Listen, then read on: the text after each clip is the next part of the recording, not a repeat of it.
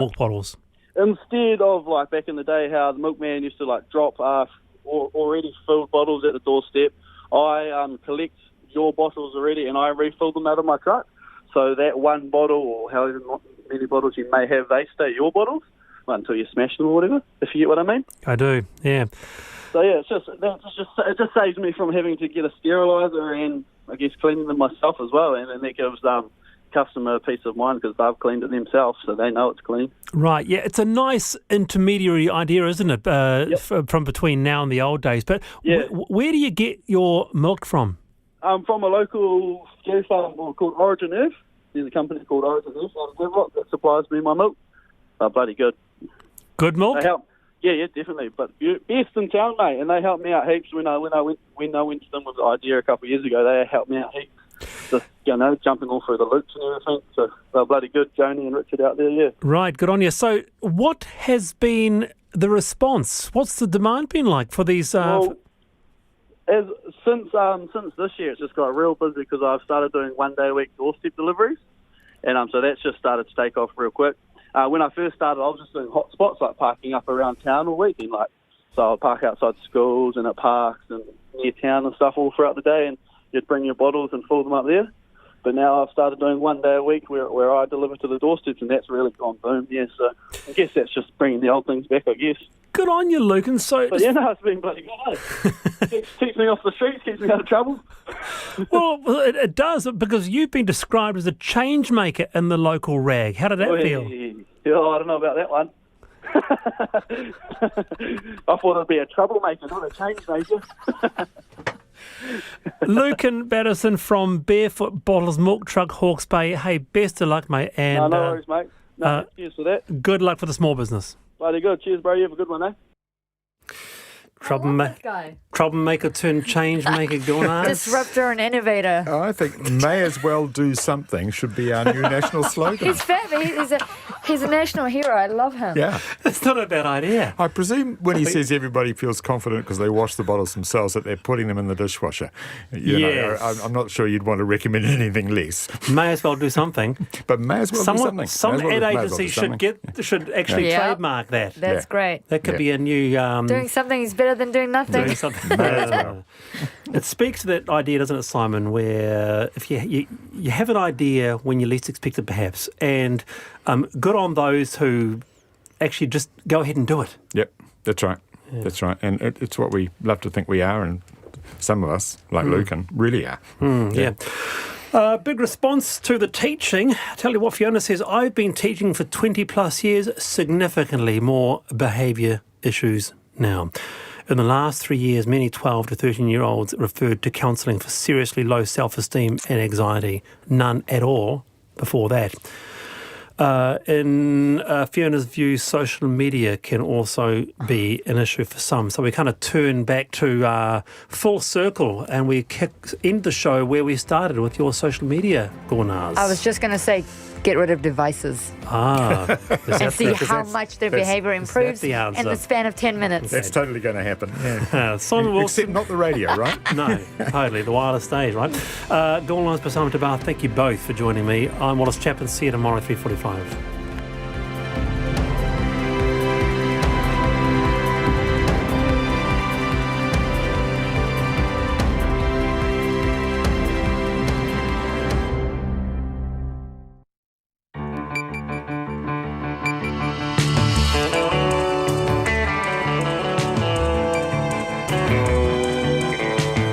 Whakarongo mai koe ki te reo irirangi o Aotearoa. This is Checkpoint on RNZ National. I'm Lisa Owen. E haere aki nei, the government's giving $50 million to the international education sector and says students won't be coming into the country anytime soon. We speak to the Education Minister live. National reveals plans for another new road, and leader Judith Collins dismisses another crushing poll for the party. And we do our own poll of her MPs. New Zealand's first convicted slave master is sentenced to 11 years behind bars. Was the level 4 lockdown lawful? It's a full house at the High Court in Wellington as a judicial review gets underway. In the Aussie state of Victoria, they're still not following the COVID rules. There's 500 new cases of coronavirus. Don't forget, you can watch us live on Facebook. RNZ News at 5, kia ora ko Susana Leatawa tēnei. A new visa and a helpline are being created as part of what the government is calling sweeping changes to stop temporary migrant workers being exploited. $50 million will be spent over 4 years to support the changes. The dedicated phone number will work alongside an online reporting system so workers can report on their employers. The new visa will allow migrants to leave their jobs or change employers without affecting their immigration status. The Immigration Minister Chris Farfoy says more labour inspectors and investigators will be hired to clamp down on bad bosses. Meanwhile, Immigration New Zealand admits it was challenging to catch convicted slave master Joseph Matamata. Today in the High Court at Napier, Matamata was sentenced to 11 years in jail for human trafficking and slavery. He was arrested last April, but his offending began in 1994. The investigation took about 3 years. INZ's Stephen Vaughan says Matamata's trickery made the investigation tough. Well, it would have been good to have identified Mr Matamata's offending earlier. But as I say, his manipulation of the victims and the workers that he had working for him was such that it was very, very difficult for us to identify it. Matamata's lawyer says he is taking advice on appealing against the conviction and sentence. The international education sector will get $50 million to help providers get through until at least the end of the year, the earliest the government will consider starting to let foreign students back in. The Education Minister says the money will help providers to stay afloat, as well as for pastoral care for students still in New Zealand and a marketing campaign. Chris Hipkins says no students will be allowed into New Zealand for at least several months. The COVID-19 pandemic continues to rage overseas, and we'd be expecting providers to plan for no additional international students for the rest of this year, with a view to bringing in smaller cohorts than they may have previously expected next year. Chris Hipkins says he'll work with the sector to identify which schools can get the funding. The government has asked for a second test to be done on a person who tested positive for COVID-19 in Korea after travelling from New Zealand. They arrived in the country last week after transiting via Singapore, where Korean authorities think they most likely caught the virus. But the Health Minister Chris Hipkins says while that is still in question, contact tracing has begun for passengers who are on the same flight from Christchurch to Auckland as them. At least one of the recent absconders from the Hamilton isolation facility walked through a retirement village and knocked on a resident's door. The family of 5 fled the facility on Friday to attend the children's father's funeral. The COVID-19 all-of-government response group says no direct contact was made and a careful assessment has been established that there is no public health risk at the retirement facility. Authorities have raided the Ngatea property of a man who claims bleach can cure COVID-19. The man promoted chlorine dioxide as a miracle cure and sold it online and through his Hauraki Plains business. Susan Strongman reports. Roger Blake says 6 police officers and 4 MedSafe staff seized chemicals, business records and a computer during a search of his property on July the 15th. In May, RNZ reported Mr Blake was promoting chlorine dioxide as a cure for diseases including cancer, HIV and COVID-19. The Health Ministry's Medical Safety Authority, MedSafe, warns there's no evidence drinking bleach can cure any disease. It says drinking it can have dangerous side effects. Under the Medicines Act, it's unlawful to advertise or make therapeutic claims about an unapproved medicine. This is Susan Strongman. About 1,800 bank staff and contractors will be paid at least the living wage by the end of the year. As of today, the Bankers Association is living wage accredited and its members have agreed to pay those who work for them at least $22.10 an hour. About 13% of the 25,000 bank employees are paid less than the living wage. It's coming up to 4.5 minutes past 5. The bus is back, but the Hurricanes coach Jason Holland doesn't know if Julian Savea is set for a longer-term return to rugby in New Zealand. 2 years after leaving New Zealand shores to play for French club Toulon, the former All Blacks wing has signed on for the Canes' last 2 matches in Super Rugby Aotearoa. The 29-year-old, who racked up 46 tries in his 54 tests, returned home in May. Holland says he doesn't know if Savea might stay with the Canes or play in this year's national provincial competition beyond the short-term deal. Oh, I'm not sure, actually. He's George's back in New Zealand and he's keen to play footy. I think that's the key. He's back and wants to get on the park and do what he does. So anything more than that, I'm not sure.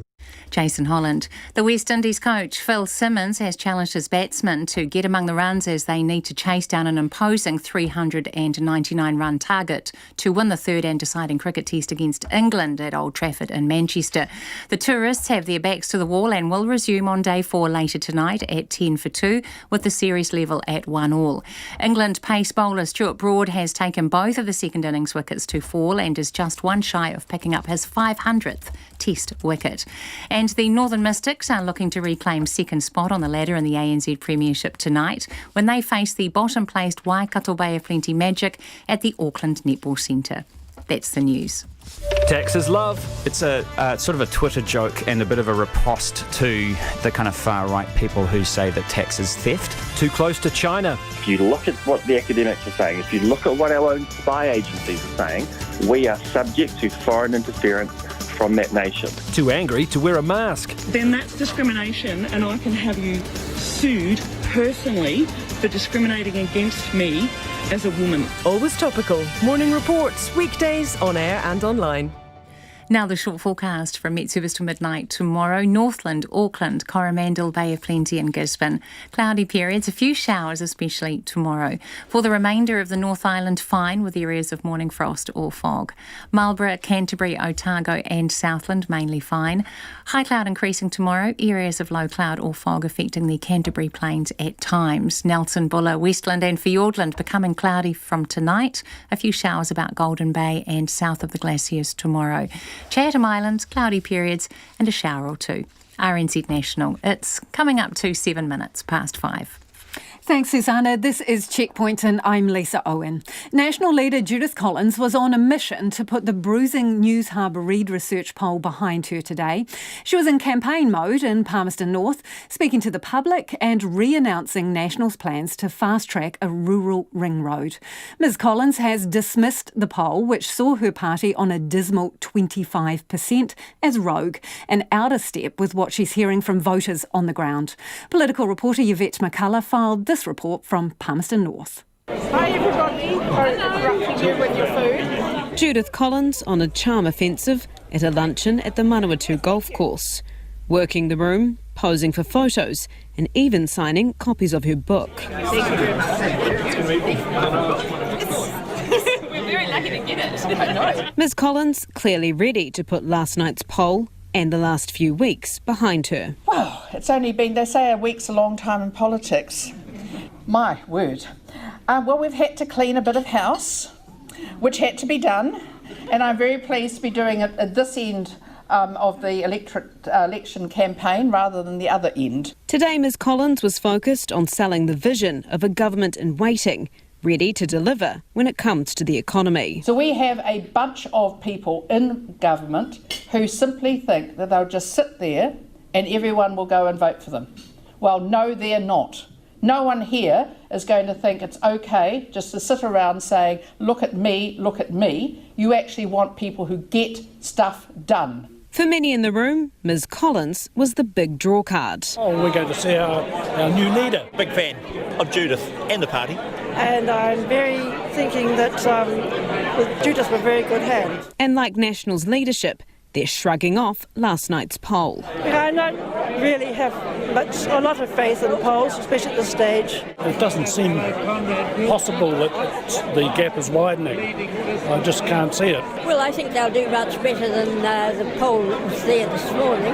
No, I think irrelevant. Polls are irrelevant. Until last week, Palmerston North was Ian Lee's Galloway's stomping ground and regarded as a safe Labour seat. But National's 18-year-old candidate, William Wood, whom Ms Collins has dubbed William Pitt the Younger, is feeling confident. OK, how much did they win the party vote here by? Was it 8,000? No. Was it 5,000? No. Was it 2,000? No. They won the party vote here by 300. That doesn't sound like a Labour stronghold to me.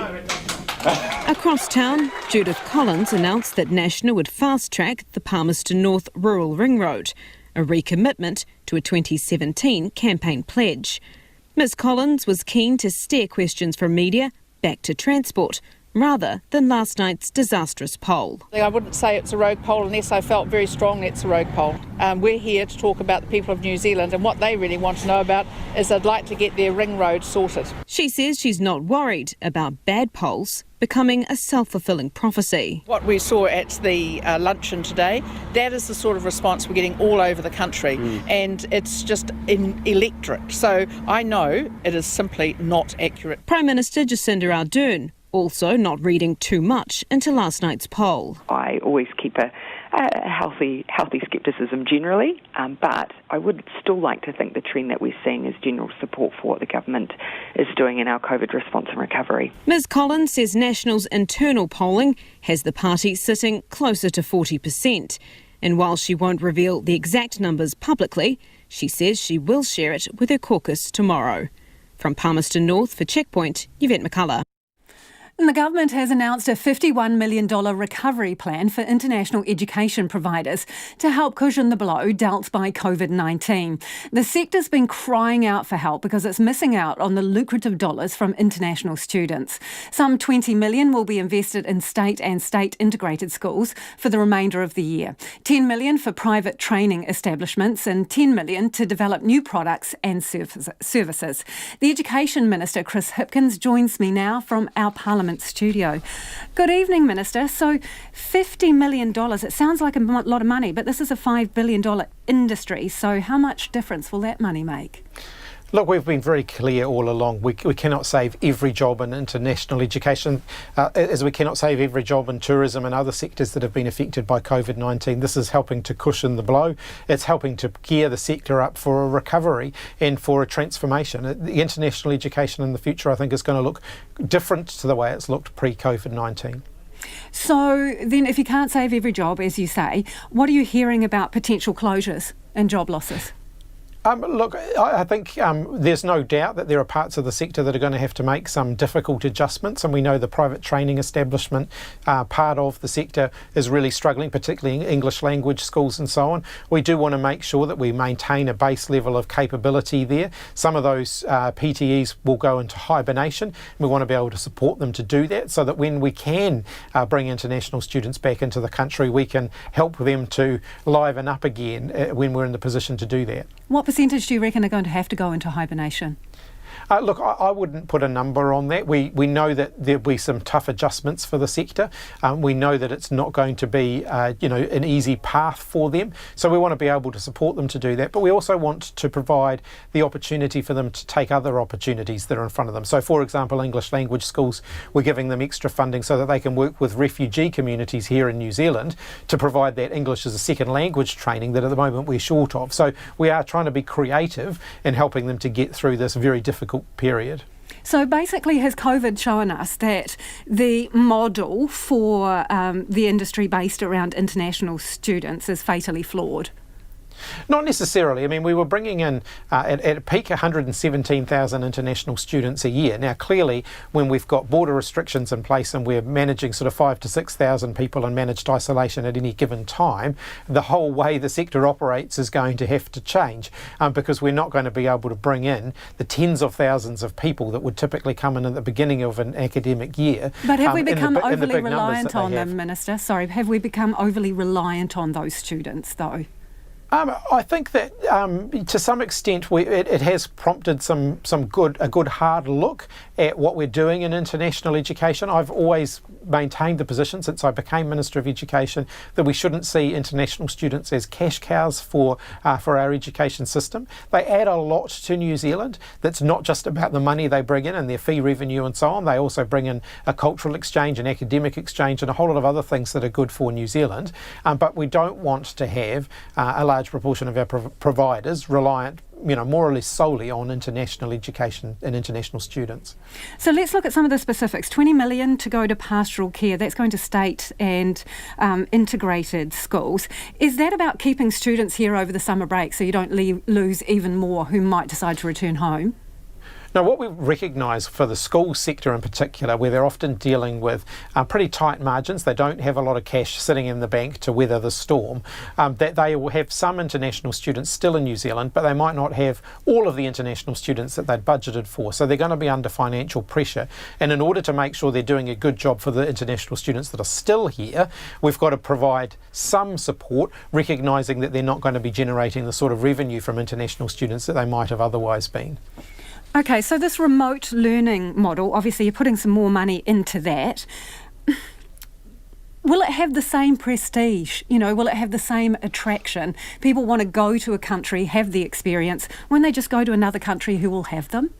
Oh, look, I think but that's part of the New Zealand package. So what we're looking at is whether international students can start their studies in their home country, still come to New Zealand when they're able to do so, but actually begin their studies in the meantime. So there's high demand for that. Some providers are already doing that, and we're already supporting them to do that. So will those students have guaranteed access to New Zealand at some point during the course of their study?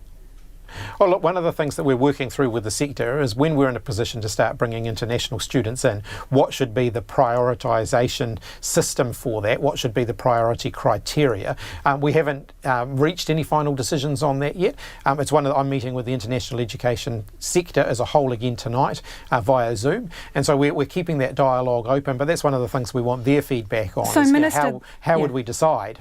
Understand. So, but do you think it's likely that students who sign up to begin their study overseas remotely will be given preferential treatment when the borders do open? Look, that's one of the things that could well be part of the criteria, part of the consideration around, who gets prioritised. Why don't you just think of a way that you can bring international students back now with isolation? Because that is what some in the sector are calling for and some in the business sector. Why is it not possible? Yeah, look, it's not as black and white as you might think. So if you look at student accommodation, for example, there's often shared facilities there. So they might be sharing bathrooms and kitchens and so on. And that's not the model that we're using for our managed isolation and quarantine at the moment. They've often got multiple entry and exit points from student hostels, and we're trying to, again, make these facilities as secure as possible. You have to have health people in the facilities to do their daily health checks. But do you see a way where it would be possible, while we're still operating an isolation and quarantine model, where you could bring these students in and put them through 2 weeks? Look, that may well be possible, and we're working with the sector to make sure that if we're going to go down that road, that it's very, very robust. They will have to meet exactly the same standards, at least as good as standards as our managed isolation facilities that we're currently operating. We do not want to see COVID-19 come across the border, so we're going to be, making sure that any increase in the numbers of people coming across the border is matched with a very, very rigorous isolation regime when they get here. Time frame for that? I haven't put a specific time frame on it, other than to say, we'll work as quickly as we can. Work as quickly as you can will probably not be much comfort to some of these organisations who are, they're teetering on the brink. Can you not give them more? Oh, no, I do understand it's a very difficult time for the sector. I think there are a lot of sectors at the moment that are hanging out for more people to be able to come across the border. Tourism, there are some essential industries who are crying out for skilled workers to come across the border. So, there's a lot of pressure on government here. We are working as quickly as we can to get good answers to all of those groups of people. There's some tough decisions for government to make, no question about that, and we're working as quickly as we can to do that. Thank you for joining us this evening. That is the Education Minister, Chris Hipkins.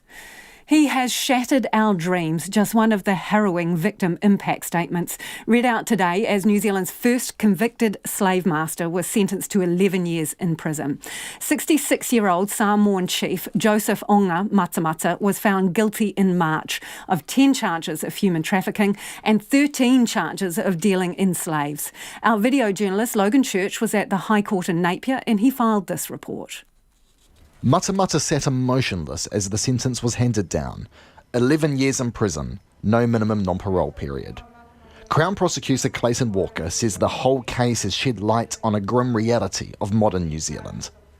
This trial has exposed the sad reality that human trafficking and slavery are not just overseas problems, but exist here in New Zealand. And the difficulty here, as elsewhere, is that these offences are hidden in plain sight. 13 people had come from Samoa between 1994 and April last year to work for Matamata, many under the assumption they could earn money here on his orchards to send home to their family. The court heard today that those people were poor and vulnerable. Most of the victims, all of whom have name suppression, are now back in Samoa. Their victim impact statements were read out in court today by Mr. Walker.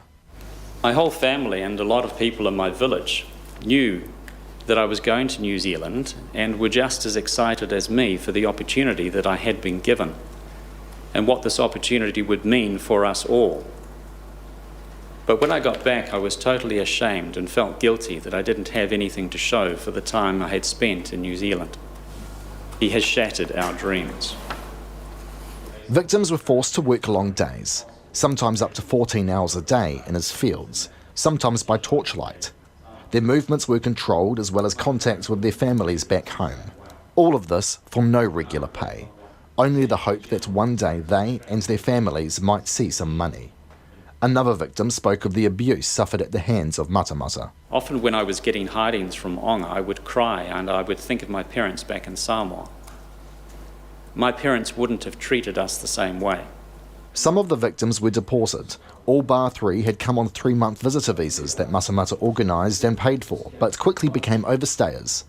One spoke of the ordeal and shame of being deported. He made me believe that I was on a work visa, but when the police located me at his home, they told me that I was an overstayer, and as a result I was deported back to Samoa through no fault of my own.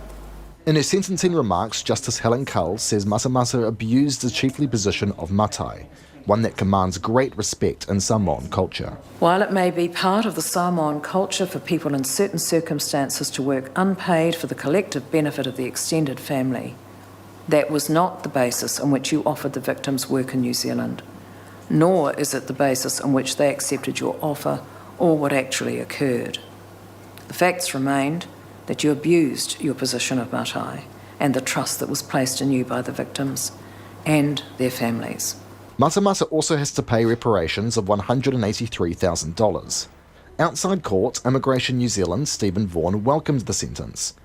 The police and immigration spent 3 years investigating this case. I asked Mr. Vaughan why it took authorities more than 2 decades to catch him. Well, it would have been good to have identified Mr. Matamata's offending earlier, but as I say, his manipulation of the victims and the workers that he had working for him was such that it was very, very difficult for us to identify it. Meanwhile, Detective Inspector Mike Foster says the police don't know of any other slave operations in New Zealand. We're not aware, we the police aren't aware of any further offending, but we would urge any victims to come forward and speak with either immigration or police if they're going through any of this type of offending.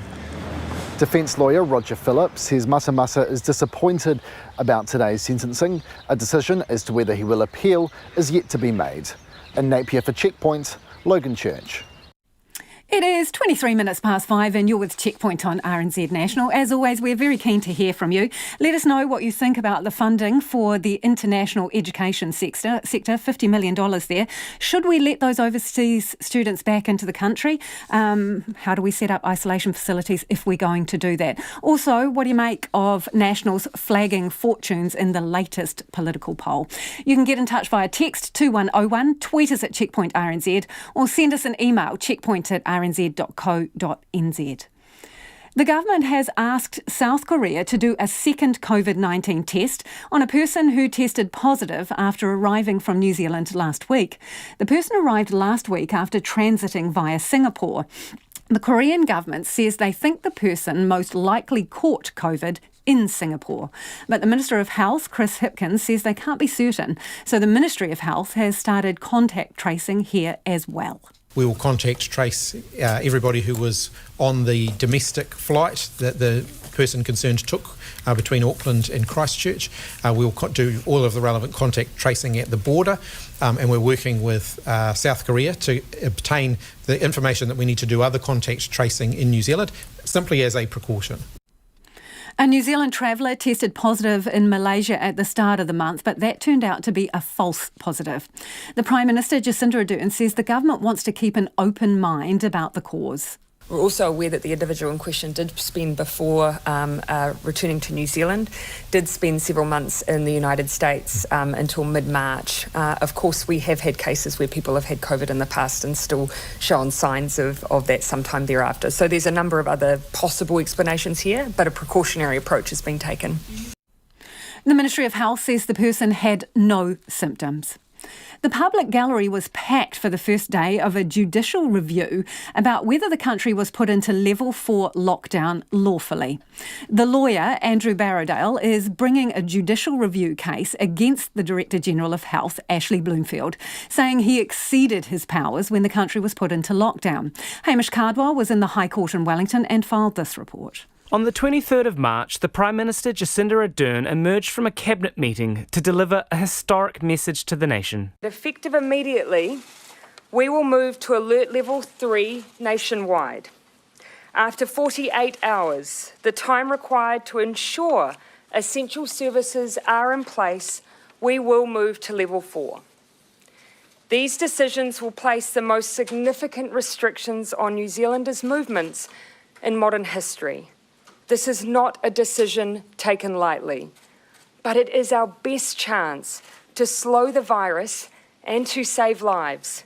The Prime Minister told the team of 5 million most businesses would close and non-essential workers would stay home, leaving only to go to the supermarket, doctor or for exercise for at least 4 weeks. Events were banned immediately and people had to follow strict physical distancing rules. But Dr. Borrowdale's lawyer, Tiho Miatov, today told the court that in doing so, the government went further than the Director General of Health's order, the legal basis for the new rules, actually allowed. He says the government can't make rules by decree and must follow the law. The common sense notion that the ends don't justify the means, or in this case, the emergency doesn't create the power. Emergency does not increase granted power or remove or diminish the restrictions imposed upon that power. He says the government was clearly telling people what they could and could not do, and it was reasonable for the public to assume that these orders were backed by the law. It's unmistakable that the Prime Minister was telling all people in New Zealand what they had to do. And even if that was arguable, when you get to that final passage where the Prime Minister expressly deals with enforcement, she tells the nation, we will do the enforcing, and there'll be no tolerance for anyone who doesn't do what they're asked. Mr. Miatov says his client is not challenging the wisdom of putting the country into lockdown, but that it was unlawful to do so. He says fundamental to his case is that the government is bound by the law, no matter how urgent an issue might be.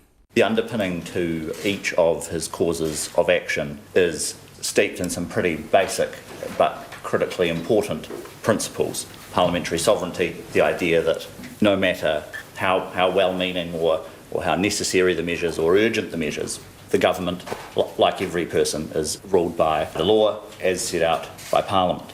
Acting for the Crown, Victoria Casey QC told the court as the pandemic ramped up, the government and officials realised they needed to act swiftly.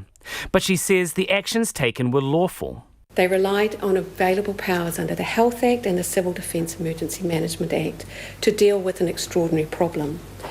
The evidence shows that the decision makers used those powers responsibly and proportionately, and that they understood that voluntary cooperation would be vastly more significant than coercion. She says the powers Mr. Miatov claimed were the sole basis of the lockdown orders were actually just one part of a vast suite of rules and laws that allowed the government to do what it did. They were never designed to deliver the whole package of what the lockdown was. Alert Level 4 and the lockdown measures were a combination of a number of key pillars that acted together. In a rare move, the judicial review case is being heard by 3 judges, including the Chief High Court Justice, rather than just one. The case is set down for 3 days. For Checkpoint, this is Hamish Cardwell. Just when health officials in Victoria were optimistic that the coronavirus numbers were stabilising, a staggering 532 new cases have been announced there today. That's a record, and the first time new daily infections have been more than 500. The state's Premier, Daniel Andrews, says some people are still ignoring the rules. It is wildly infectious. And at the moment, we've just got, without it being a matter of judgment, it's just a matter of fact, we have too many people who have symptoms and they are going to work. And what that means, even with mask wearing, even with hand hygiene, even with distancing, that is an unacceptable risk in terms of transmitting this virus. That is what is driving these numbers up, and the lockdown will not end until people stop going to work with symptoms and instead go and get tested because they have symptoms.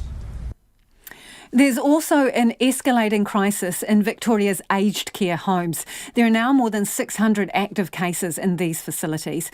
Meanwhile, 6 new deaths in the state have been announced, as the ABC's Rachel Mealy reports. 5 of the 6 deaths in Victoria were connected to the aged care sector. Dr John Maddison is the president of the Australian and New Zealand Society for Geriatric Medicine. He says isolation of positive cases needs to be the number one objective. The nursing homes are not many hospitals, and they really have some infrastructure challenges, which makes managing infection outbreaks very difficult. I mean, they're intended to be people's homes, and that's what they appropriately look like. But they're not set up like hospitals with hand basins and appropriate floor coverings, and they're largely designed to let people intermingle and socialise, which is the exact opposite of what you want. So one of the key things each nursing home outbreak needs to consider is how do you isolate cases, and if that can't be done locally, then consideration would have to be given to moving resident elsewhere where isolation can be achieved. Dr Maddison says no patient who could benefit should be denied hospitalisation. If the only way isolation can be achieved is through hospitalisation, then that has to be considered, although that may quickly overwhelm the system, so that other options have to be looked at. The second point is that although fatality rates for people in residential aged care are very high, and literature it's somewhere between 10 and 40%, which is a terrifying number. If we just cast that in a different light, that means that 60% or more actually survive their infection, and no person who would benefit from hospitalisation should be denied it. And those conversations and decisions for that individual patient areas where geriatricians and other specialists are very good at advising. Richard Colbeck is the Federal Minister for Aged Care and Senior Australians. This is going to be very, very tragic. The mortality rate for people who are in residential aged care with the comorbidities that they have is very high. We are seeing a very, very disturbing and tragic spread through the community, and that's manifesting also in residential aged care and through the health system in Victoria. And so there is a lot of bad news to come. Commonwealth authorities and their Victorian counterparts are setting up an aged care response centre today. Minister Colbeck says he's confident aged care workers in Victoria have access to personal protective equipment, but points to community transmission as the central problem. There continue to be growing numbers. It's purely a function of the community spread. Pat Sparrow is the CEO of Aged and Community Services Australia, which represents not-for-profit aged care providers. She says many centres are dealing with a shortfall in staff numbers. We do have staff who have to self-isolate. They may be waiting for test results. There may be a number of reasons why they can't work, and obviously they need to look after themselves. And anything up to 30% of staff in aged care are working at multiple facilities, which we're also working to reduce. Many providers had already done that, but we're now putting in place, or the government and industry are putting in place, a system-wide response to that. So there is no doubt that there's going to be incredible stress. And that report by Rachel Mealy in Victoria.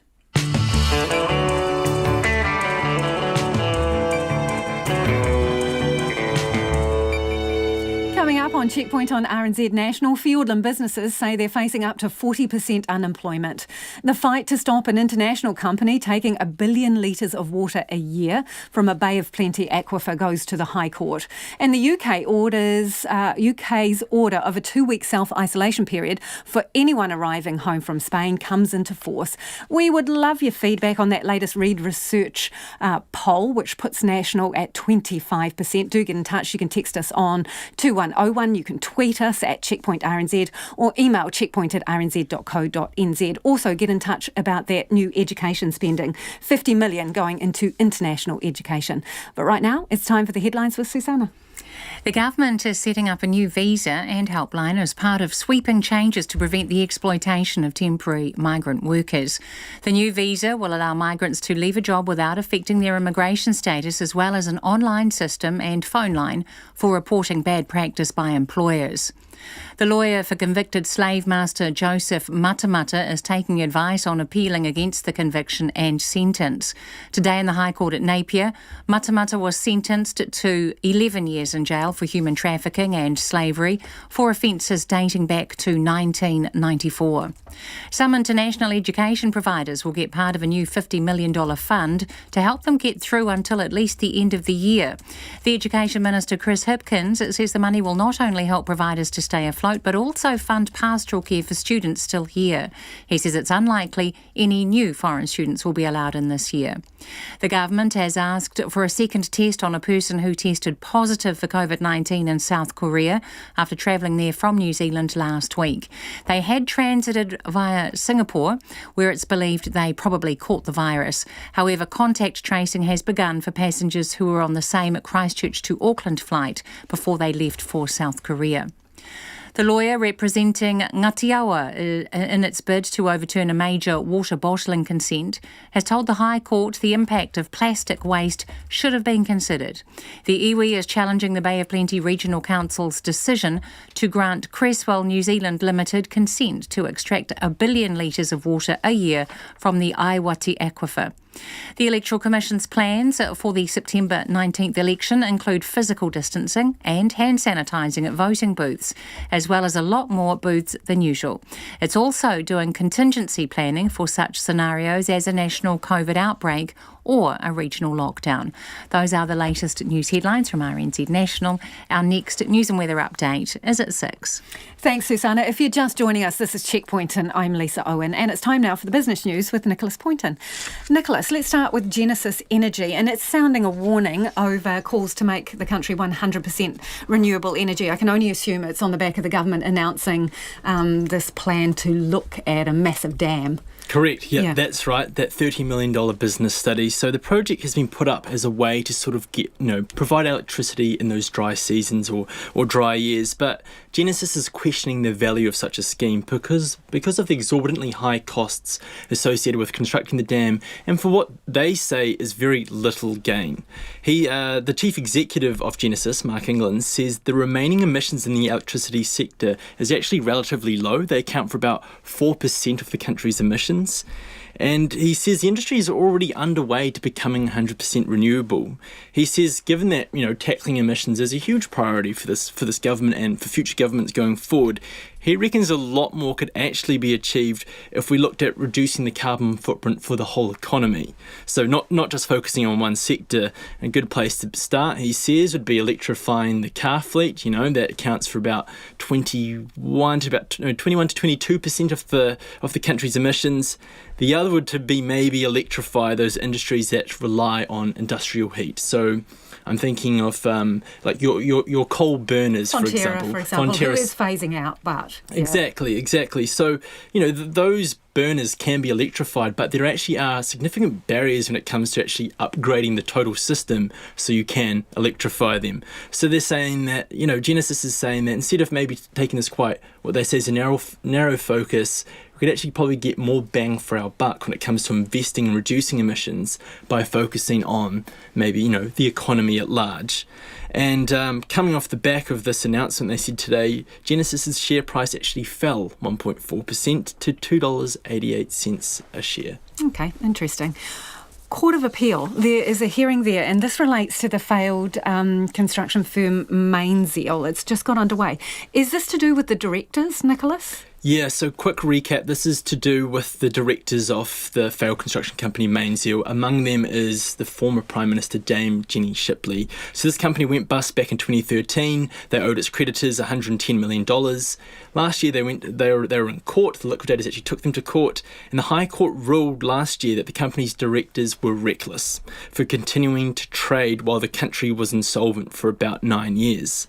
And the High Court ordered the company's directors, which includes the former PM, to pay about $36 million, hence why they've appealed. But they're not the only ones appealing, actually. The liquidators are also cross-appealing. They're demanding that the penalty should in fact be doubled to $72 million because they felt the original one wasn't actually So it's a risky enough. roll of the dice, really. Yeah, and there's actually a third appeal from the fourth director who was ordered to pay $18 million. So there's a lot going on in this case. Today we heard from the lawyer representing three of the directors, that includes Dame Jenny, that's Jack Hodder QC, and a lot of what he was saying hinges around that High Court's decision, which said that the company should have ceased trading midway through 2010 after it went through a restructure. Jack Hodder QC says the court made that decision with the gift of hindsight. He says the directors at the time, they weren't being reckless. They were doing the best that they could with the information they had available to them, and they were also operating under the assumption that their parent company, which actually owed them money, was going to pay them out. He also says, this is quite an interesting point, that this High Court judgment sets a bit of a worrying precedent because it could mean that directors of failed companies in the future may have to pay creditors out of their own pocket. And he says the flow-on effect of this could be that New Zealanders, or rational New Zealanders, as he said, could be deterred from actually becoming directors in the future. So, the Court of Appeal did respond. They did say there were significant flags that were raised throughout the life of this company, and these directors were responsible for building it. They can't get away from that. So we can expect a lot more from this story, from this court case throughout the rest of the week. It's got about 5 more days left. We're going to hear more from the liquidators as well as the fourth director, who has separate representation. Okay, you'll keep us posted on that, no doubt. What else has been going on the markets today? So today the NZX Top 50 is down just under 0.5% by 51 points to 11,585. The New Zealand dollar is up nearly 0.5% to 66.7 US cents, steady at 93.6 Australian and steady at 52 British pence. And a special mention to gold. The yellow metal continues to soar up to $1,931 US an ounce. Wowza. Thanks, Nicholas. That's Nicholas Poynton with our business news. Fiordland is facing up to 40% unemployment, with many tourism businesses saying they're unsure about their future. This year, the region has been hit by severe flooding that cut access to Milford Sound during peak season, before losing the Chinese tourist market, then all visitors due to COVID-19. Tourism reporter Tess Brunton and cameraman Nathan McKinnon have been speaking to businesses in Te Anau and filed this report. Traditionally, about 3/4 of Fiordland's visitors are from overseas. Kiwi country owner John Graney has lost 90% of his income in the wake of the floods and COVID-19. He didn't notice much of a difference over the school holidays in Te Anau. I was in Queenstown, you couldn't move. It was absolutely insane. Cafes, shops, everything. Streets full of people. Came back to Te Anau, none. They just didn't come here. He's trying to stay positive and protect his staff, while facing some harsh realities. I could lose everything. 45 years of business. I could have the banks come in and sell me up. That's what I'm looking at. Fiordland Jet co-owner Chris Adams says the school holidays were hit and miss in the region. We want to keep it going. We will try and keep it going the best way we can, but it's whether we can keep all our staff on, keep the job security. They've got families in Te Anau. If we haven't got people coming through our doors, the restaurants aren't getting people, the hotels, the motels, the flow-on effect, the shops won't stay open. We don't want a ghost town when people turn back up. He's tired of hearing about big operators like AJ Hackett Bungie receiving large funding boosts, saying the money would be better spent by spreading it in a region like Fiordland and across smaller businesses. We genuinely have no idea. Once the wage subsidy's gone off, I don't know how places like Te Anau can survive. We've all done well. We've kept our staff on wherever we can. We don't know who's coming. We don't think the bubble's going to open any day soon, probably definitely not this year. So it's going to be a matter of just dipping into our own pockets to keep our staff going. And we haven't been supported by the government in Te Anau and Fiordland. We've been let down. Trips and Tramps co-owner Steve Norris says June and July have been good for visitors, but now they're preparing for fewer visitors and the loss of the wage subsidy.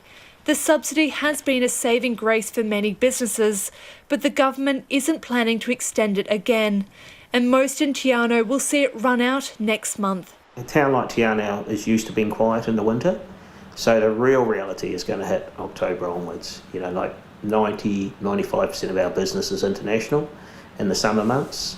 And whilst there's definitely going to be some more Kiwis around travelling, particularly in December, January, the school holidays, it's not going to be 95%. you know, a good result's going to be maybe 15, 20%. Steve Norris is optimistic they'll remain open, but says lots of businesses will look to close their doors if the situation doesn't improve over the next 12 months.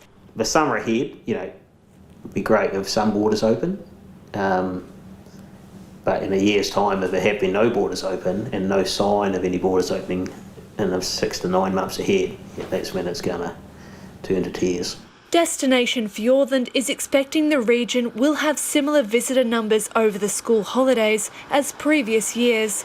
Its manager, Madeline Peacock, says they're preparing for a tough slog, with fewer visitors and some residents leaving the region. So the figures that have come out would suggest that we would be looking at, without intervention from government, up to 40% unemployment, which is high. Since those figures have come out, there have been interventions announced by central government, and so we would hope that those figures will be lower. Ms Peacock says work is underway to encourage people to visit and promote Te Anau as the base for Fiordland adventures.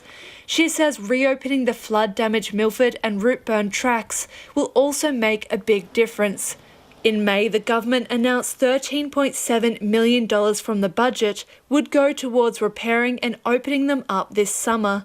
Fiordland-based Dock Ranger Grant Tremaine says that's on track, as long as the weather plays ball, but it is a battle of logistics. You can imagine building a hut's quite different to building a house in town, where sometimes, you know, imagine you're building your house and going to placemakers 2 or 3 times. You know, that's the level of organisation and planning's needed just to carry out work in Fiordland, where you have to take everything in. Most of our areas are remote, so, you know, the use of helicopters and walking to effect the repairs in buildings is a real challenge logistically. While Fiordland businesses face an unknown future, they plan to continue to fight to stay open and welcome visitors to their region. In Te Anau for Checkpoint, Court Brunton, TNA. It is about 13 minutes to 6. I'm Lisa Owen and you're with Checkpoint on RNZ National. Just some breaking news here in respect of the Highlanders. This relates to the allegations of, I suppose you'd call it, antisocial behaviour at a Queenstown apartments over the weekend. The Highlanders say they've completed an investigation into the incident involving a group of their players. The CEO, Roger Clark, says 7 Highlanders players had booked in for a weekend at the Glebe apartments. On Friday night, some of the players, he says, were joined at their apartment by a small number of people, some of whom they had met earlier in the evening. He goes on to say that the people were not previously known to the players. The management of the apartment block got multiple complaints about the noise from the apartment. The police were subsequently called and a man was arrested and charged with willful damage and disorderly behaviour. Roger Clark says no damage at the apartment was caused by the Highlanders, none of the players, and none of the players is facing any action from the police. However, saying that, he says we're extremely disappointed that some of our players' antisocial behaviour forced guests to endure a disturbed night. As a club, we apologise unreservedly to those guests involved. He goes on to say, our messaging to players is very clear. You are always a Highlander, and as such we expect good behaviour at all times. Now that the matter has been investigated, the players involved will be sanctioned by the club and the entire team will be reminded of their responsibilities around behaviour. And Roger Clark says the club had also received an apology from people associated with the man arrested for allegedly causing the damage at the apartments. No mention of what the particular sanction will be against those players. We're keen to hear from you. Let us know what you think of that or anything else you've heard on the program this evening. You can text us on 2101, tweet us at Checkpoint RNZ or email checkpoint@rnz.co.nz. The fight to stop a major international company from taking 1 billion litres of water a year from the Awaiti aquifer near Whakatane has reached the High Court. Ngāti Awa is appealing the Bay of Plenty Regional Council's decision to grant Creswell New Zealand Limited consent to expand an existing water bottling operation in Otakari. Te Aniwa Hurihanganui filed this report from the High Court in Rotorua. Nearly 100 descendants of Ngāti Awa gathered outside the courtroom this morning, determined to stop Creswell from taking more water from the Awaiti aquifer and expanding an existing water bottling plant. The company is a subsidiary of Chinese soft drinks giant Nongfu Spring. It not only wants to increase the number of plastic bottles produced per hour at the existing plant, but also build 2 new bottling lines, each producing 72,000 bottles an hour. Ngāti Awa isn't alone in its fight. Today it was joined by members of neighbouring iwi Ngaiterangi and Ngāti Pikiao, who made their support and their voices known ahead of the opening submissions. A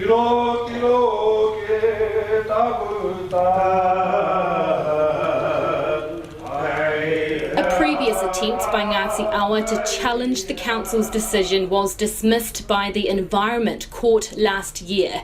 A key issue was whether the court was required to consider the environmental effects of plastic bottles when the use of the bottles did not itself require a resource consent. It later concluded that the adverse impacts of plastic waste and the foreign ownership of Creswell were outside of its jurisdiction. But the lawyer for Ngāti Awa, Horiana Irwin, says the court failed to consider the impact exports had at a local level, including how it could hinder the ability of the iwi to exercise kaitiakitanga or guardianship. Whilst yes, export and the water going to another place where its tikanga does not apply and its ability to be kaitiaki is gone, essentially, was the evidence of the Ngāti Awa Pukenga. That is due to that export. However, the impact of that is felt squarely by Ngāti Awa in Ngāti Awa's Little Hare in New Zealand. Ms Irwin says it was made clear to the court that the iwi were already actively exercising their role as kaitiaki by trying to decrease the number of plastic bottles within Little Hare. Answering questions of my friend Mr Randall for Creswell, Ms Leonie Simpson, the CEO of Ngāti Awa, made the specific comment around what Ngāti Awa is currently doing to be better kaitiaki. And one of those things was in relation to a particular business it owns to remove plastic bottles from all of its, business outlets, and particularly in that case, boats.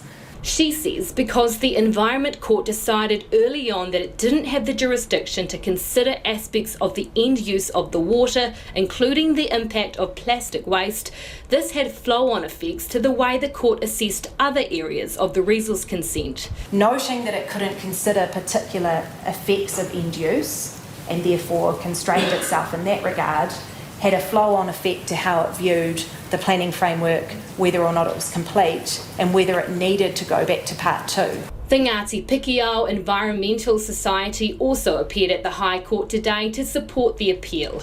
Its lawyer, Rob Enright, says one major issue for Ngāti Pikiao, which also has interests in the water, was how the Environment Court failed to consider rangatiratanga or authority as a relevant consideration for the resource consent. The Environment Court doesn't refer anywhere to rangatiratanga or the argument itself. And so this is a classic case, as I'll develop, of failure to consider a relevant matter by the Environment Court. And as Your Honour will be aware, that is a key principle of the treaty itself. Submissions by the Bay of Plenty Regional Council in response to the appellant will get underway tomorrow. Mo te hōtaka o te ahiahi, ko te aniwa, hurihanga nui, aho. Whānau Māori who are going through the family court say they're being ignored by judges and left to navigate a confusing system without support. The experiences of 36 people, ranging from parents to grandparents and children, are outlined in the independent report. Te Tanewha e te ao ture a whānau. Researchers say reform is overdue, but the Chief Family Court judge says improvements are already underway. Miriana Johnson reports. Walking into the family court to try to sort out problems like child custody can be a stressful experience for many whānau. The report shows almost 70% of people surveyed don't understand the system.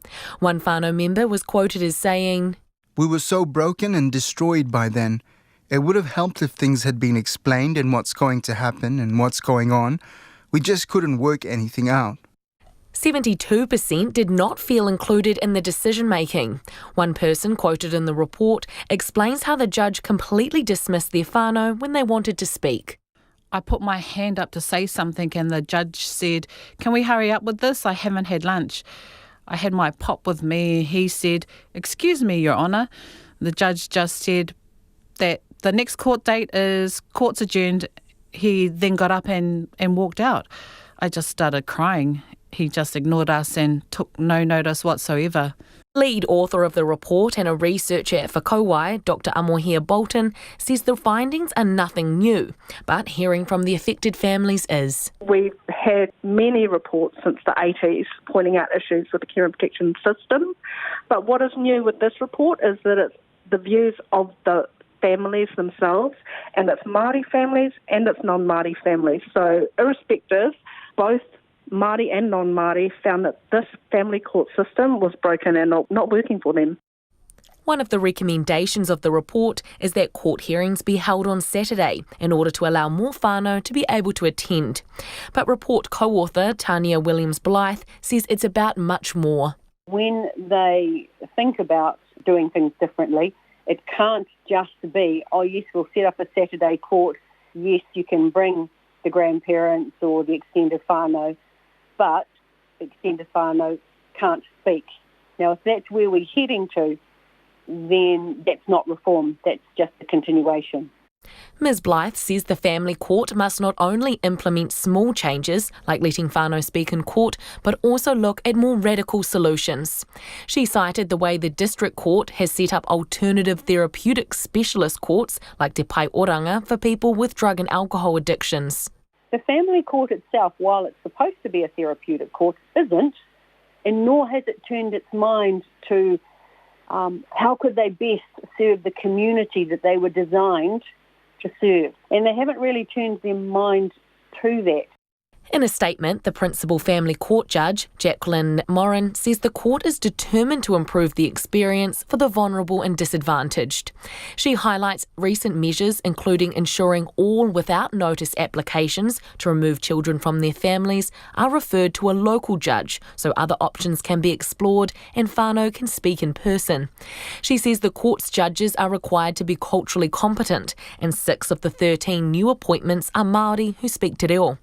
The court is currently looking for advocates who can work directly with whānau so they understand the system and can alert judges to cultural issues. Iwi are also being consulted about setting up 50 liaison officers. Mo te hōtaka o te Ahiahi, ko Miriana Johnson DNA. The UK is ordering a 2-week self-isolation period for anyone arriving back from Spain. The British government gave travellers just a few hours' notice after seeing a worrying jump in COVID-19 cases in mainland Spain. The ABC's Samantha Hawley reports. For the Spanish tourism sector, this is a blow it didn't need. A quarter of all tourists seeking the summer sun are from the UK. Now they're much less likely to come. The Foreign Secretary, Dominic Raab, says a big jump in COVID-19 cases in Spain led to the snap decision to reintroduce the quarantine measures. We took the decision as swiftly as we could, and that we can't make apologies for doing so. He says it was on Friday that the figures became untenable. Spain recorded more than 2,000 cases in a single day. To put that in context, that's up from a daily average in June of around 200.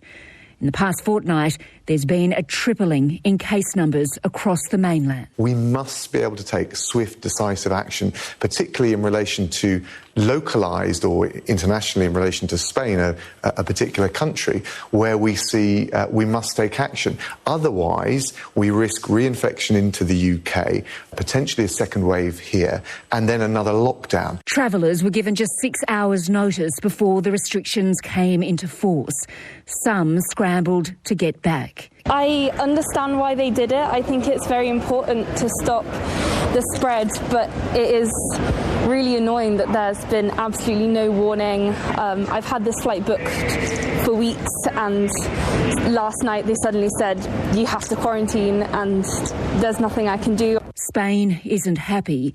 It says the outbreaks are no different than in other parts of Europe, and are under control. Its foreign minister is Arantxa González. Spain is a safe country for tourists and for Spaniards. Like in any other European country, we are seeing outbreaks. The outbreaks in Spain are perfectly controlled. Across Spain, there has been a crackdown.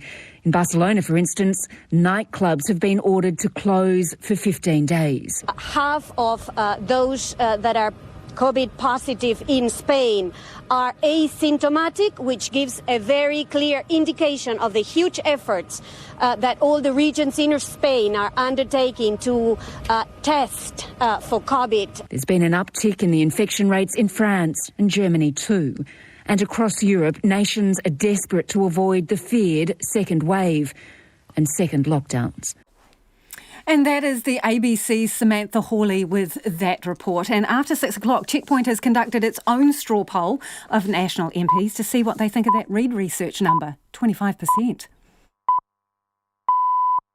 RNZ News at 6, ngā mihi nui ko Susana Leia taua tēnei.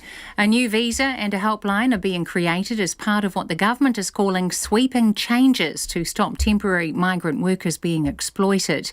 $50 million will be spent over 4 years to support the changes. The new visa will allow migrants to leave their jobs or change employers without affecting their immigration status. The dedicated phone number will work alongside an online reporting system so workers can report on their employers. The Prime Minister Jacinda Ardern says the government wants to ensure people can raise exploitative conditions without fear of repercussion. I think it's only fair that we have the ability for people not to be penalised for that. Jacinda Ardern. The government is spending $51 million to support schools and education providers who've been without fee-paying international students. The Education Minister Chris Hipkins says the funding will help cushion the blow of the revenue loss and help keep staff employed. It includes about $20 million for state and state integrated schools for the rest of the year and $10 million for private providers, including English language schools. Mr Hipkins says providers should not plan to have any international students arrive for the rest of this year and expect smaller numbers next year. The High Court has been told the government relied on a suite of laws when setting the COVID-19 lockdown rules. The lawyer Andrew Borrowdale is bringing a case against the Director-General of Health Ashley Bloomfield, claiming the rules were unlawful. In the High Court at Wellington today, his lawyer Tiho Meatov says the government's lockdown rules exceeded the orders set by Dr Bloomfield. But the Crown lawyer Victoria KCQC says his orders comprised just part of the legal basis of the rules. They were never designed to deliver the whole package of what the lockdown was. Alert Level 4 and the lockdown measures were a combination of a number of key pillars that acted together. Victoria Casey says the actions were lawful. The case continues tomorrow. The co-author of a report highlighting the negative experiences of whānau in the family court says radical change is needed. Te Taniwha I Te Ao Turea Whānau surveyed 36 people, including grandparents, children and parents, about their experience in the family court. It found that more than 70% of those surveyed didn't feel included in the decision-making. Report co-author Tanya Williams-Blythe says the family court needs to look at alternative therapeutic models like Te Pai Oranga, set up by the District Court for people with drug and alcohol addictions. The family court itself, while it's supposed to be a therapeutic court, isn't, and nor has it turned its mind to how could they best serve the community that they were designed to serve. And they haven't really turned their mind to that. Co-author Tanya Williams-Blythe. Nationals leader Judith Collins has promised to release the party's internal polling to her own MPs to prove last night's poll was an outlier. The opposition party was dealt a devastating blow yesterday with the latest News Hub Reid research poll, putting National on just 25.1%. Labour was on nearly 61%. Ms Collins says it's not a true reflection of the public sentiment and its own polling has National much closer to 40%. Of course, I will be releasing the polling to our caucus tomorrow at the caucus meeting. I think it's important for everyone to know how wonderfully we're doing. Judith Collins. Climate change protesters have ended their blockade of a urea plant in Taranaki. Police were alerted to the protest by about to the protest by about 5 members of Greenpeace and Climate Justice Taranaki just before 10 o'clock this morning. They chained themselves to a structure at the entrance to Balance Agri-Nutrients Kapuni factory over what they describe as a climate-wrecking fertiliser and its link to intensive dairying and the climate crisis. They ended the action about 4:30. Balance says the protest didn't disrupt its operation. The company says its fertilisers are necessary input in modern agriculture. It's just past 4 minutes past 6. The Hurricanes coach Jason Holland expects Ngani Laumape to be out of action for about 3 months. The informed midfielder's strong Super Rugby Aotearoa campaign has been cut short after he suffered a broken arm in the Canes' big win over the Crusaders at the weekend. Holland says they should know later this week how long Laumape will be sidelined. Very vague at the moment. I know Nans is an optimistic man and we're hoping that he can be back playing footy in November. But, mate, with these things, you never really know. And I think the op's going to be Thursday from what I can gather. So maybe know a little bit more after that when they know how big the fracture was and what they have to do. Jason Holland. The Northern Mystics are hoping to bounce back from last night's ANZ Premiership loss to the Steel when they face the bottom-placed Waikato Bay of Plenty Magic at the Auckland Netball Centre tonight. Victory for the Mystics would help them jump ahead of the mainland Tactics and reclaim second spot on the ladder. Champions Liverpool have finished on the second highest points total in top-flight English football history after beating Newcastle 3-1 on the final day of the season. The Reds accumulated 99 points, one fewer than Manchester City managed 2 years ago. Manchester United and Chelsea join Liverpool and City in the top 4 to qualify for the Champions League. Leicester slipped to 5th and will play in the Europa League alongside Tottenham. Bournemouth, Watford and Norwich were all relegated. That's the news. Tonight on Nights, Helene Elliott gives the USA a sporting chance. Mark Rogers celebrates Bobby Gentry's birthday. And we've got a sofa session with alternative country act Bill Hickman.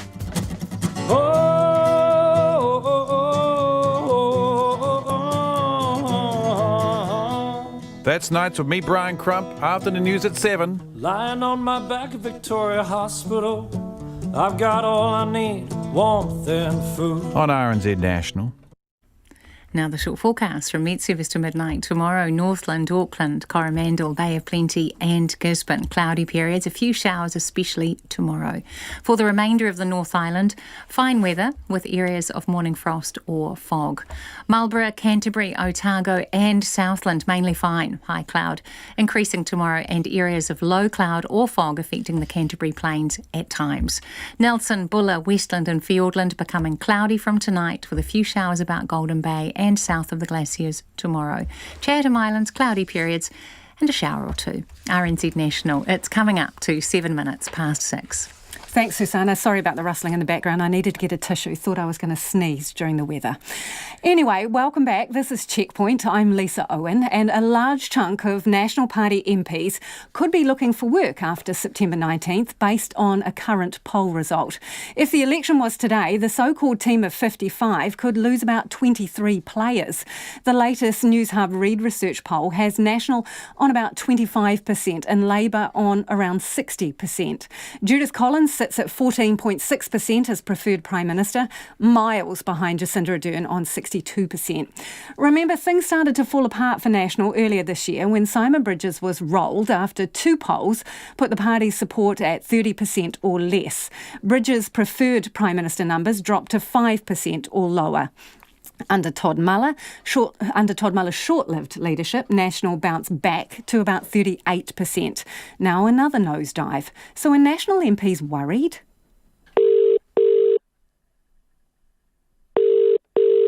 Hello. Hi, is that Melissa Lee? Yes. Hi, Melissa. It's Lisa Owen calling from RNZ's Checkpoint program. How are you doing? Good. Can you tell me what you think about the poll result from last night? Yeah, I haven't even looked at it, and somebody told me the result, so... Really? You didn't even look at it? I had a very busy day. National List MP Melissa Lee, party spokesperson for broadcasting, communications and digital media. She apparently missed the news. OK, so 25% for National versus almost 61% for Labour. How worried are you about that? You know, I never really worry about the polling. The only polling that matters is actually the one that comes out on polling day, on September the 19th. So, yeah, Hey, did the party send out some lines for you guys to stick to? Is that a line that they sent you, that the only poll that matters is the one on election day? Nope, I haven't seen any. Okay. But then, mind you, I mean, I haven't. I've been really busy. I left Auckland very early this morning. The only reason I ask is I've heard it somewhere before. Hi, it's Lisa speaking. Hello. Is that you, Agnes? Yes. That's Agnes Loheni, another Nationalist MP who, like Melissa Lee, would likely be hunting for a job post-election based on the News Hub Reid Research poll. To be honest, I'm actually not worried, Lisa. Why These not? Polls are going to fluctuate. I'm just not. I'm giving you an honest answer. I'm actually not worried. I'm curious, why doesn't it concern you, the drop? It just doesn't concern me because these polls are going to fluctuate a fair bit in this period as we, get closer to the election. It's a considerable drop. I'm genuinely not worried. That's my response to you. You can ask me 10 times. Yeah. So why do you think that National isn't resonating with voters right now? Well, actually, that's not my experience on the ground where I am standing in Mangere. And what's your experience there? People are caring about jobs at the moment. So why would a poll not reflect what you're hearing on the ground? Well, that's a very good question. I'm just telling you that on the ground, they don't care about those polls. They actually care about trying to put food on the table for their families. A national government will ensure that we get the economy back into a positive space, and there's a lot of work that we have to do to make up for the past 3 years, and just focusing on the issues that matter to them. So I'm not focused on polling at all. That's my honest answer. National rolled its last leader based on 2 bad polls, and those polls were better than the ones that this latest poll has resulted in. So was it a mistake to get rid of Simon Bridges? Oh, look, I'm not going to talk about what's happened in the past, Lisa. That's actually not important at this moment. It's actually not important to the families that I'm talking to. So did you take that poll seriously, but not this one? To be honest, I don't take those polls seriously. The only poll that matters, and you know it too, is on election day. In terms of the leadership of the party, Agnes, it has changed as a result of bad polling. That was made clear by Todd Muller and Nikki Kay, that the leadership changed because it was felt that you couldn't possibly win under Simon Bridges' leadership with the poll numbers that you were returning. So why did that poll matter, those polls, and this one doesn't? Well, there is going to be polling probably quite regularly, and I think it is quite volatile at the moment. There are a lot of people that are not sure. They're uncertain in this current climate, post-COVID. There's health concerns, also bigger concerns about the economy and how it will affect their families. And that's what I'm focused on, Lisa. You want me to comment on things back in the past? I'm actually not focused on that. What does this mean for Judith Collins' leadership? Thanks for your time. What does it mean for Judith's leadership? No point hitting redial. Who's next? Hello, Maureen speaking. Hi, Maureen. Lisa Owen calling from RNZ's Checkpoint program. How are you doing? Oh, good day, Lisa. I'm good. What do you make of the results in the poll? Look, I've said this in the past before that I don't actually work to the polls, and I've deliberately not done any local polling of my own. And that's 2 reasons, and it's psychological. If I do a poll and it's a good result, I might psychologically take my foot off the pedal. And if I do a poll and it's a bad result, I might psychologically throw in the towel. So I choose not to do them. I just think it demonstrates we've got to work hard to win this election, and that's what I'll be focused on. So, well, your whole team might have psychologically taken their foot off the pedal after the 25% result, mightn't they, given that reasoning? I doubt very much, because I know those people really well. They won't take their foot off the pedal. What do you think it means for Judith Collins' leadership? Well, I thought Judith's leadership result was actually quite optimistic. And given that she's been in the role for only a couple of weeks, I thought it bodes well for us. I think we've made a really good decision to have her there, and she's handled it extremely well. But it's early days. We've still got a month or 6 weeks ahead of us. And as you know, Lisa, a week's a long time in politics. Maureen Pugh knows a bit about the revolving door of politics. She's been flung from it a few times. What would you do if you lost your job? Because based on that result, a lot of you are out. 23 MPs. Right. Gone. Look, you may be aware that I'm a yo-yo MP. I've been in and out a couple of times, and I'll just do what I've done in the past, and that's go home and work on the farm. So is that an option that is really under consideration for you at this point? Oh, it's always been, it's always been there for me. That's what my life was before this. It's what my life will be after politics. It just depends on the public when that happens. So did you support Judith Collins? Yes, I did. Okay, so you didn't think it was winnable with Simon Bridges because of those poll results? The preferred leadership poll results, you'll be aware of those. So, no, I didn't. And look, there's a lot of water flown under the bridge in this country since then. And, COVID has made a huge difference. And the economic situation the country is heading into is starting to bite really hard to ordinary New Zealanders. And with the temporary cushioning that we've had from the wage subsidies, with those about to finish, this economic hit is going to start hurting us as a country. And I think the country is going to realise that they need a party that is most able to manage that economic recovery to be governing. Why do you think that message is not currently resonating with voters?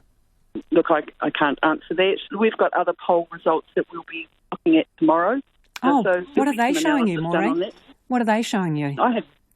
There are poll results that we will be seeing tomorrow. So, of course, I can't tell you what they are because it's not tomorrow yet.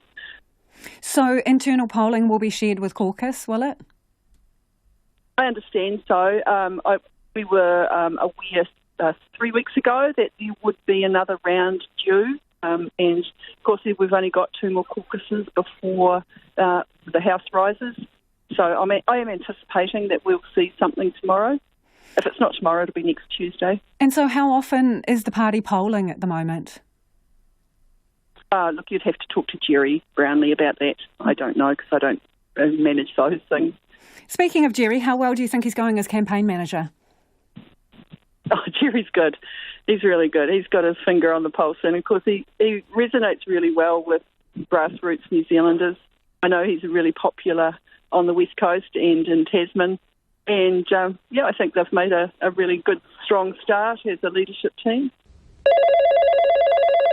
Alfred Nyoto here speaking. I had a call from this number. Are you and your colleagues, a large chunk of your colleagues, looking for new jobs? Why would we be doing that? Wow. Did you see the poll result? Well, Lisa, you've been around politics and so have we. I've been in for 9 years. And the thing is that we're here to serve our communities and serve our country, just like what I've been doing all of today so far. And so our job is to go out there, just continue to do what we do best, which is to serve the people. You can't serve them if you're not in Parliament, can you? And on those figures that you're currently polling on, I think it's about 23 of you are going to lose your jobs. How worried are you about that? I'm not worried at all. Look, the reality is that, polls will come and go, and yes, they're an indicator, but what we get on the ground every day is that actually people are saying that actually they want something different. They don't have confidence currently where they are at the moment. There are 2 options that we also have, is that for us that we're working hard in our local electorates to win that electorate, and then at the same time to win the party vote. Party vote is always the number one thing. So for us, the fact is that, we're going to start sitting around and we're, 65, 66 days out and start thinking about the polls, then we've lost our focus.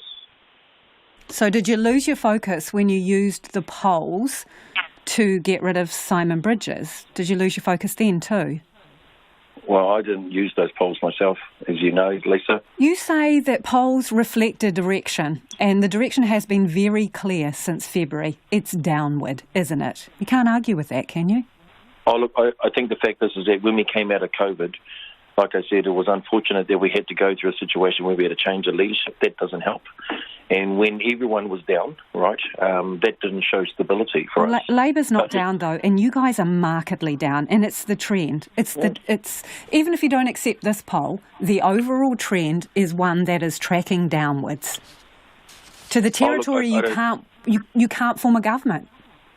Well, I don't agree with that. I think actually, obviously after COVID, after lockdown, everyone took a downward trend. Then we had the changes in leadership. As I said, that wasn't helpful. But now that we've actually stabilised, we've got a strong leadership. We've got people who are experienced, who are starting to step forward with these policies. We're just over 60 days left to go. As you know, it's a long game. Even in that period of time, one day is a long time in politics. As I tell people, anything can happen. Nicola Willis was on a windy street when Checkpoint managed to dial her up. Her response to the News Hub Read research numbers was just as breezy. Oh, well, polls are polls. Sometimes there are rogue polls where the group of people that are sampled aren't broadly reflective of the views across the wider community. What's internal polling telling you? I haven't seen the latest internal polling, but I am told by Jerry Brownlee that it's giving us a much brighter picture than the News Hub poll you're quoting. She's a first-term MP who made it in on the back of Stephen Joyce's resignation. What do you think this poll means for Judith Collins' leadership, these numbers? I think that Judith Collins has already got off to a great start as leader. I'm getting really good feedback about her from our supporters and from the community at large. This means that she has an opportunity to tell New Zealanders what National's plans are and to grow our support. And I'm confident she will do that. Willis, a List MP, has done well out of the leadership reshuffle, rising swiftly up the ranks and scoring the weighty portfolio of education. Others think she could go higher. How long before you're the leader of the National Party? I want Judith Collins to be the next Prime Minister, and I'd like her to be there for a very long time indeed. So what, 3 more terms, and then it'll be your turn? Lisa, I'm not even going to play this game. That was a collection of National MPs there reacting to the poll result. Now, Checkpoint did request an interview with Judith Collins and received this response from her press secretary. I appreciate you have been doing your own straw poll of our MPs. Accordingly, Judith won't be talking with you tonight. It is 21 minutes past 6 and you're with Checkpoint on RNZ National. An international security expert is criticising Canterbury University over its partnership with the Chinese Institute, which is closely linked to the military.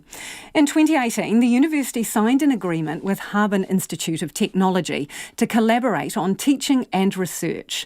China's been accused of stealing sensitive technologies and intellectual property through academic exchanges. And some experts say the university could be putting the country's national security at risk for jumping into a partnership before doing its homework. Alicia Foon has more. Experts say it was naive and a rookie move for the University of Canterbury to enter into an agreement in April 2018 with Harbin Institute of Technology, which is widely known to have links to the Chinese military.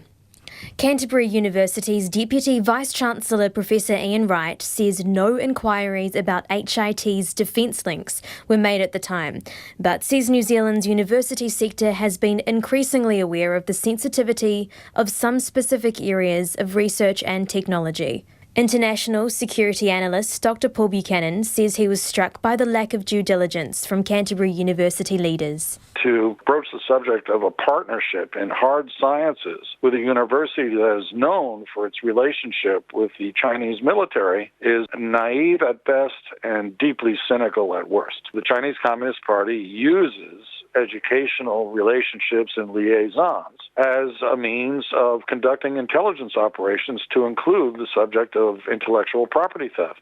In May, the US announced tighter controls on the Harbin Institute of Technology, one of the main Chinese universities doing research in sensitive civil military technologies. Mr. Wright says its agreement with the Chinese Institute involves working together on renewable energy generation, marine science, engineering, and international finance and trade. But Buchanan says Canterbury University cannot guarantee future collaboration research won't be used for military purposes. Virtually every hard science, any physical science, can have a military application. So even something as innocuous as oceanography can be translated into a military purpose. But once you get into the physical sciences, the field is broad and open. But either way, it's not a good look in light of everything that is known. The Harbin Institute of Technology has hosted 5 Canterbury University students on 2-week summer programs in 2018 and 2019. And HIT similarly sent 2 undergraduate students to study abroad for a semester in Christchurch. Ian Wright says it did not make any inquiries about the Institute's military connections because the collaborations don't include defence. Director of the Canterbury China Research Centre, Jason Young, says universities need to do their homework. New Zealand institutions need to do due diligence to understand the potential partners that they'll be working with. So they need to understand the broader context for how these institutions, where they sit within the Chinese system, and also understand the types of partnerships that those institutions have with potentially the Chinese government, or also with the People's Liberation Army, or with other business sectors in China. Here's Dr. Paul Buchanan's advice for New Zealand universities when it comes to engaging with China. What they should do is have a serious sit-down conversation with the Security Intelligence Service and the Department of the Prime Minister and speak to the intelligence officials about whether or not this is a feasible project and whether or not the relationship can be protected from military intrusions on the Chinese part. But Vice-Chancellor Ian Wright says to date, no collaborative research has happened with the Institute. Canterbury University furnished RNZ with a list of hundreds of universities HIT collaborates with, including some Ivy League universities such as Harvard and Stanford universities. But it has been reported that since the US added HIT to its blacklist, making it harder for international students to get visas, several universities have cut ties with HIT, including the University of Arizona. For Checkpoint, ko Elisha Foon Tenne. In the past few hours, the US consulate in the southern Chinese city of Chengdu has been forcibly closed. Last week, the US ordered China to close its consulate in Houston following accusations of spying. With more on escalating tensions between the two countries, here's the BBC's Paul Hawkins. The American consulate in Chengdu. It's been in China's 7th largest city for 35 years, employing 200 people, including 150 locally hired staff. But not anymore. Forced to close by China after the US forced China to close its consulate in Houston on Friday. The US accusing China of stealing intellectual property. Another sign of the rock-bottom relationship between the US and China over a number of issues, including the coronavirus pandemic. It comes from China. China's new Hong Kong security law. Today I also signed an executive order ending US preferential treatment for Hong Kong. The use of Chinese technology in the West. We convinced many countries, and I did this myself for the most part, not to use Huawei. And originally, trade, although a deal was done in January. Together we are righting the wrongs of the past and delivering a future of economic justice and security. Since then, the relationship has gone into reverse, with the latest allegations including espionage. It means the US now only has 3 consulates in mainland China, for now. Paul Hawkins reporting. The body of the late American politician John Lewis has made a final crossing over the bridge in Selma, Alabama, where more than 4 decades ago he led a march to campaign for voting rights for African Americans. The civil rights icon and congressman died earlier this month at the age of 80. The BBC's Peter Bowes has the story. The final crossing and a symbolic moment. Draped in the American flag, John Lewis's casket was taken by horse-drawn carriage over the Edmund Pettus Bridge in Selma. Alabama state troopers saluted the civil rights campaigner while members of his family walked behind in silent tribute. A sombre journey back to Montgomery, 55 years after John Lewis took part in a march led by Martin Luther King Jr. to challenge the state governor George Wallace over voting rights for African Americans. But the day, later dubbed Bloody Sunday, ended in violence as the march was declared illegal. Lewis suffered a fractured skull when he was hit in the head by a club wielded by a white police officer. His efforts and suffering were not in vain. Congress would soon pass the Voting Rights Act of 1965, which prohibited racial discrimination in voting. John Lewis went on to a career spanning 3 decades in the House of Representatives. He was known as the conscience of the US Congress. John never gave up hope. His optimism is what he inspired in all of us. We're all infused with that optimism. Can't you hear him? Find a way to get in the way. Good trouble. Necessary trouble. John Lewis made his final public appearance last month at the height of the protests over racial inequality and police brutality. It'll be part of his legacy that he never stopped campaigning. John Lewis lived to see the generation that I believe will lead this nation to our ideals and our full promise to all. Like him, they're protesting peacefully, nonviolently. They love this nation just as much as John did. John Lewis's final journey is moving on to Washington, where he'll lie in state at the US Capitol for a 2-day public viewing. And that's Peter Bowes. We'll end on a positive note. Sandy says people need to get to Te Anau. It is, quote, magical. We'll be back tomorrow.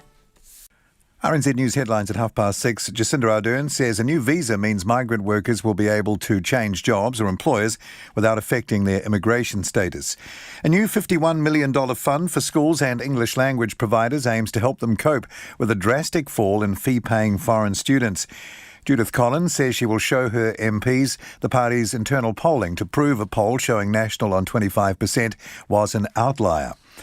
And climate change protesters have ended their blockade of a fertiliser factory at Kapuni in Taranaki. Those are the headlines. Our next news will be at 7 o'clock, and then it's Nights with Brian Crump.